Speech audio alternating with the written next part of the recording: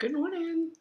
It is Friday's financial tidbit. First, I want to say thank you for being here. Thank you so much for being here. This is the first day this week that I wasn't teaching class, so I was kind of just like hanging out, enjoying my coffee, like just chilling. Good start to the day. And then I get the reminder that it is time for me to do my Facebook Live, which is good. It's really good because I have so much that I need to get done today. When I'm in the classroom for 8 hours, we can't be checking email, of course, and I can't be having meetings. So on the day that I'm not doing those things, I really need to get caught up. And I was not doing that. I was just kind of kicking back.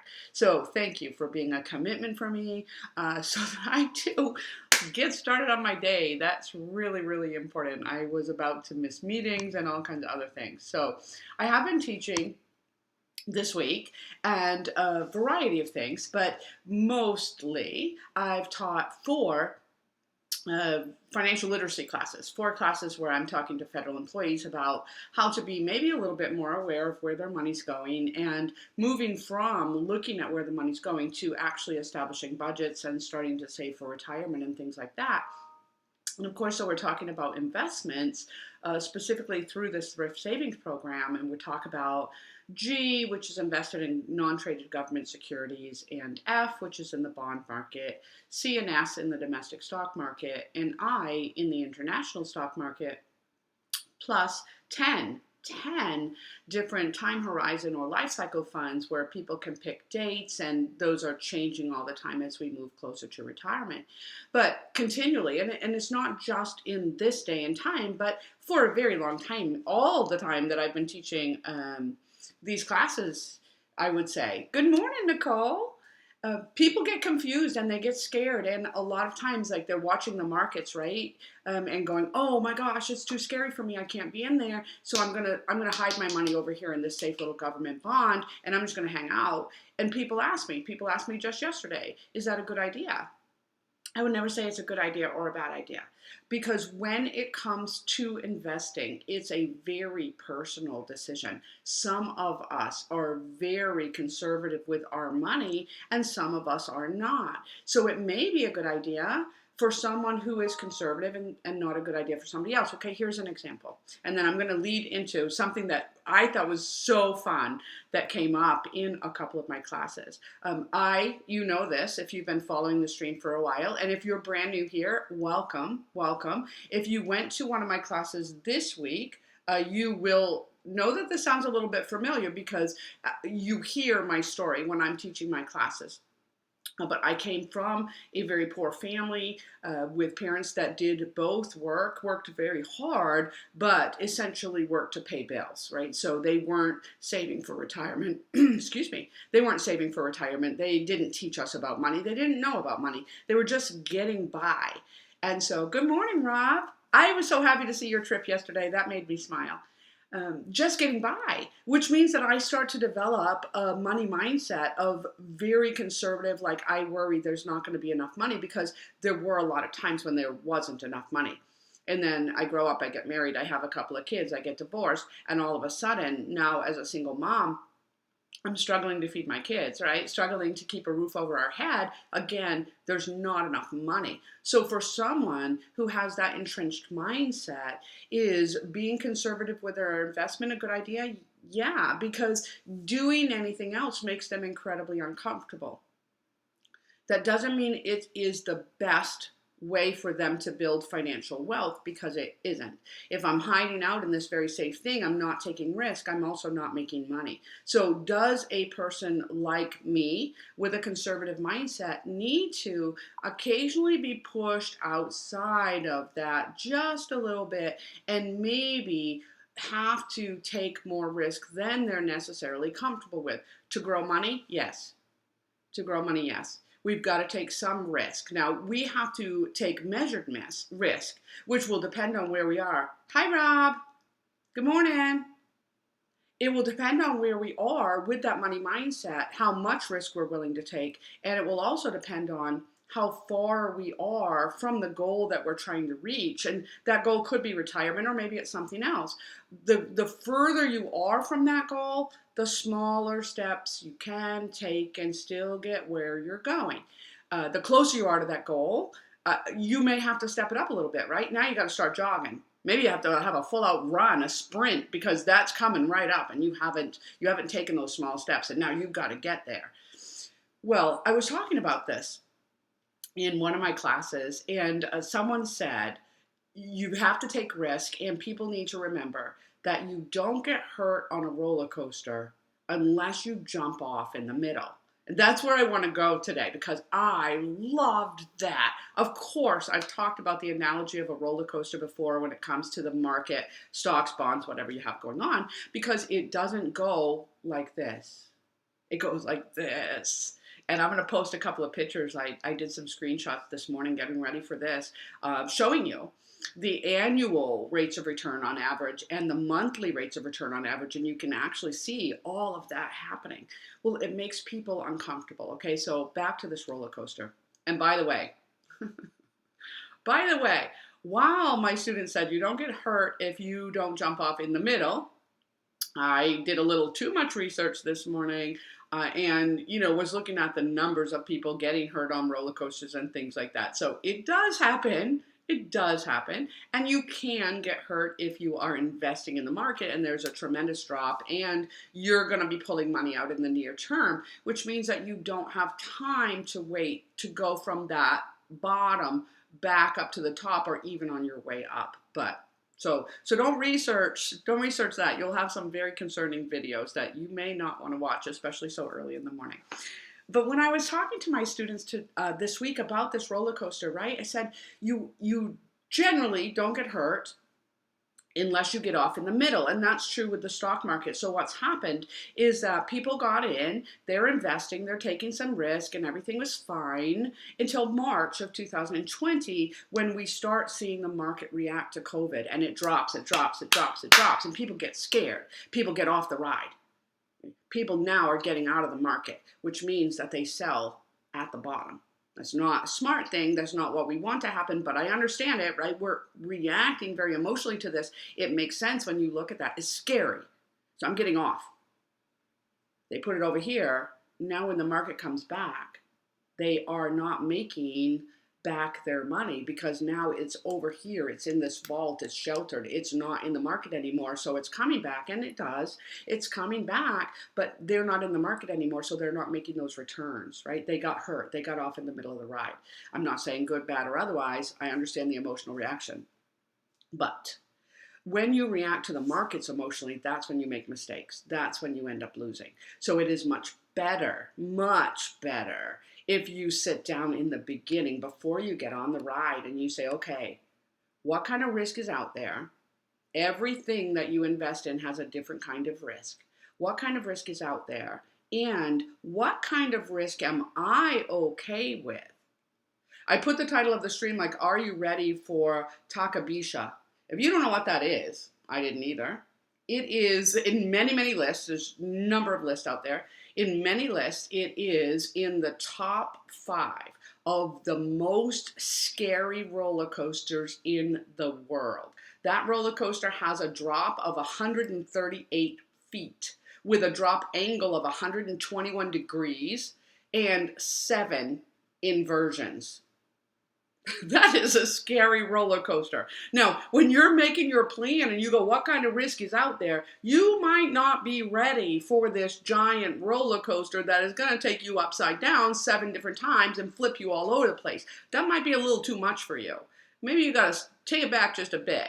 And you're going to get on like a medium roller coaster that has 2 inversions, but not 7. That's too much, right? You've got to make your own personal decision which roller coaster you're willing to get on. And maybe you have vertigo. Maybe you have motion illness. Maybe a roller coaster is just not your thing, in which case then maybe you're getting on a kiddie roller coaster.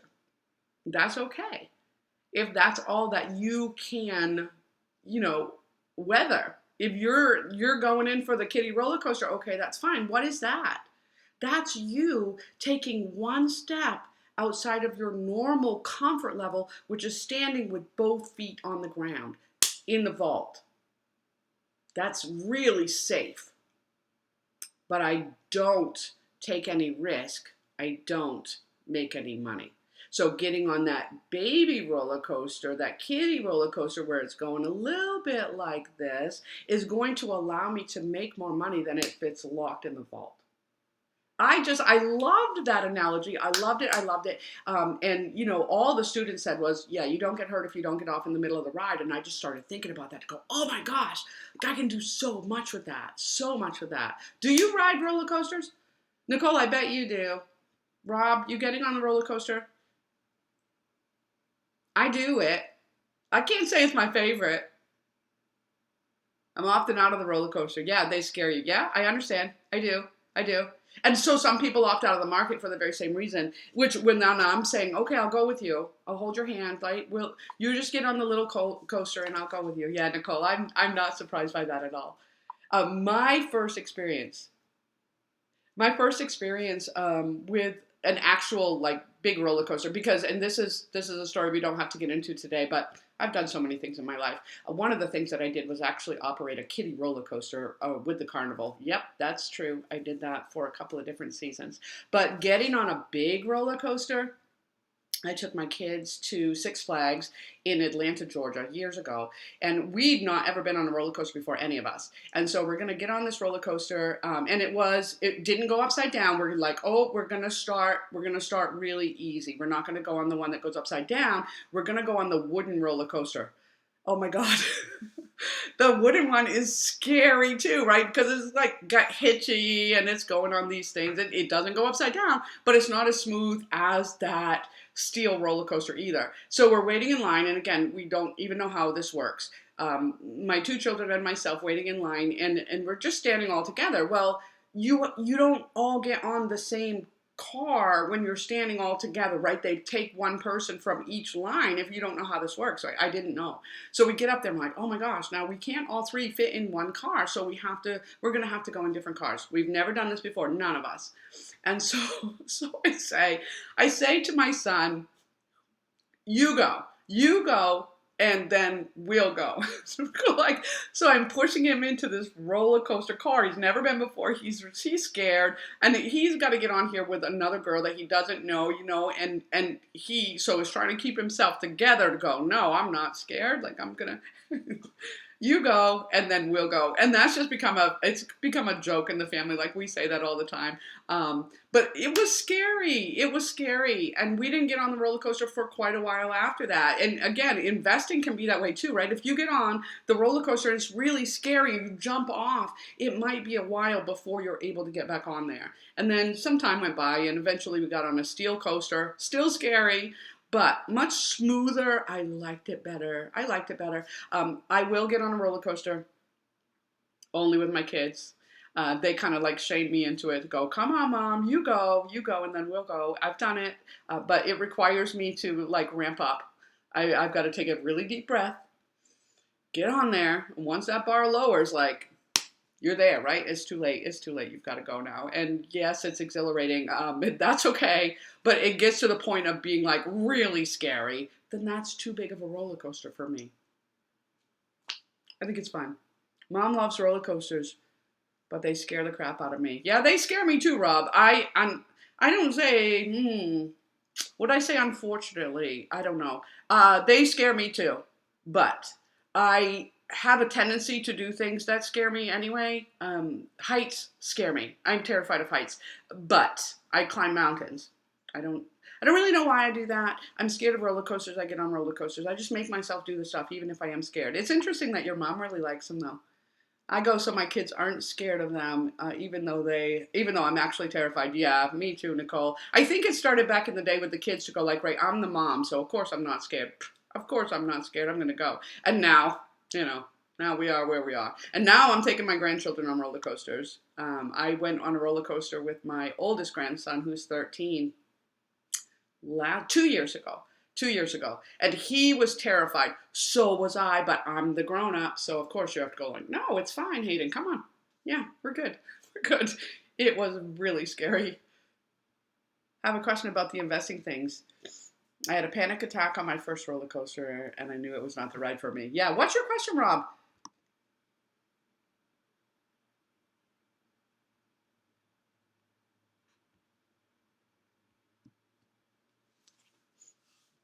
And carrying that back, and I'm just waiting for Rob to type his question in. Carrying that back to the roller coaster again, I mean it, right? Investing can be the same way. And so just like you would decide what roller coaster you're okay to get on, and you might have to be like me to go, it's fine, it's okay, yeah, come on. You might need that before you're able to get into the market. But if you are hoping to grow some money and you are not planning to draw right away, and I'm making that distinction, I want to make sure that I'm pointing that out. If I'm getting ready to retire, and as soon as I retire, I do need to pull money out of the market, then that is a very smart time for you to be conservative. Because if we're doing this and we happen to be down, and that's exactly when you're going to retire and that's when you're going to pull money, then of course, you may have just lost your retirement savings or a good portion of it. I wouldn't want that for anyone. So if you are close to wanting to pull money out, and that could be at your retirement or it could be later depending on what you have going on. If you're close to wanting to pull money out, then yes, you do want to be more conservative. But maybe what you want to do there is again plan to go, okay, I am getting ready to retire, I am getting ready to pull my money out. I worry about the market comes back, it eventually does. So how about if I sit down and I determine how much money I'm going to need for the next 4 or 5 years. Go like, okay, I'm spending this. This is what my monthly budget is. So that multiplied by 12 means this is how much I'm spending annually. I'm going to take that amount of money for 4 or 5 years, and I'm going to put that in the vault. I'm going to take that 4 or 5 years of money and I'm going to put that in this very safe conservative fund because I am planning to draw soon and I don't want to be taking too much risk. But once I put that over here, the rest, maybe I'm investing. So I am still taking some risk and I am still potentially making money, but this is locked in the vault over here so that I will have enough to live on when I retire.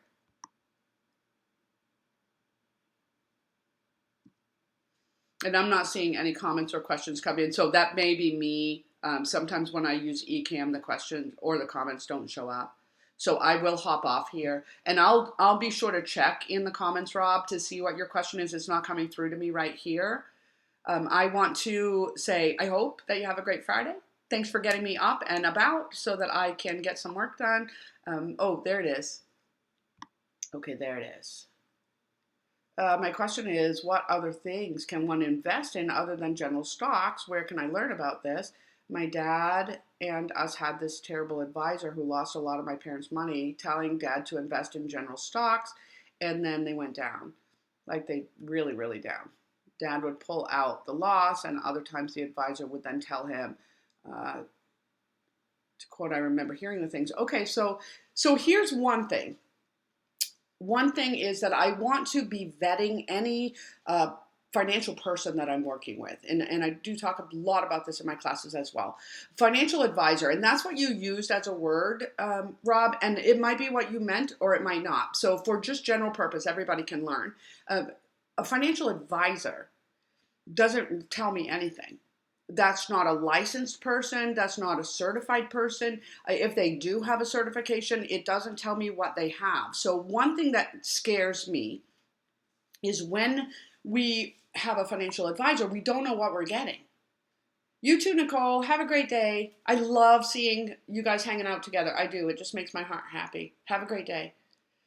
When we have a financial advisor, we don't know what we're getting. That doesn't say that they're bad. It doesn't. But it does mean that we're going to have to do some homework to figure out exactly what does that financial advisor have as knowledge, as experience. Like, have they really worked with people with their money, or are they using your dad as an experiment, right? That's one thing. So definitely, and we've talked about this before, a CFP or a certified financial planner, you know what you're getting. That person actually does have a certification. They had to sit for a test.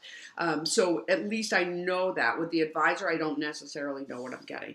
And if I'm looking for a fiduciary certified financial planner, then that's even better, because that says that that person is required to put my best interest above their own. They're not just trying to make a commission off me, which they might be doing, but that's not their intent. Their intent is to make sure they're offering me the things that are going to be in my best interest. So a certified financial planner, definitely a fiduciary, is better than just going for a financial advisor who I don't know what I have. And I can figure that out. Again, they might be a good person. They might know what they're doing.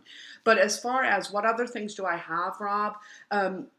I like to, and again, I'm all about analogies. Like it just works for me. I like to keep things really easy. And so I talk about things that everybody can understand, or at least I hope that they can. Diversification is what you need to do to protect yourself in the market. And that just means that I'm investing in different things. So if you were to, have a bake sale for some charitable organization and you're trying to make as much money as possible and you just make 15 apple pies and bring them in, you'll make a little bit of money, right? Some people will buy apple pies and some people will just donate because you're doing this charity. But don't we know that if we make one apple and one pumpkin and one lemon meringue and one pecan and one something else and one something else, and we have 15 different kinds of pie, the chances of us making more money at that bake sale improve, right? They increase. So when we invest in the market, it should be like that, a big bake sale. You can invest in bonds. Bonds are safer than stock. Those are essentially loans. A bond is a loan, and so you're going to see that react inversely to interest. If interest is down, more people take out loans. That means the bond market is up. Interest rates rise, you'll see the bond markets fall. So bonds are safer than stock, and then in stock, you can pick companies that's more risky than doing what's called an index fund. An index fund is tracking the market. So now you're tracking a whole bunch of companies instead of just one. Better. And then you can do domestic stock. You can do international stock. With domestic, it's a little safer because you don't have to worry about the fluctuations of currency compared to other currency, whereas in the international market, you do. So those are things that you can invest in. And then some of the markets make it really easy for people because they offer horizon funds or time horizon funds where it is taking more risk on the front end. But you say, I'm not going to touch money until, here, way here in the future. So on the front end, that time horizon fund has me invested in more risky things. But as I go through time, it's getting safer and safer and safer and safer until when I get over here now and want to pull money, it is in a safer mix and it happened automatically. I didn't have to do it. So that's called a time horizon. You heard about index funds. Yeah, they're a little safer, again, because you're tracking now a market, maybe 500 companies instead of what one company is doing. I like the bake sale. Yeah, I've been using that one for a long time. It makes sense, doesn't it? Okay, guys, I am going to hop off here. I have a meeting at 9:30. So I hope that this was helpful. You learned maybe something that you didn't know before, even if it was about my fear of roller coasters, but I make myself do it anyway. I hope that you have a great Friday and a great weekend. I will see you on Monday.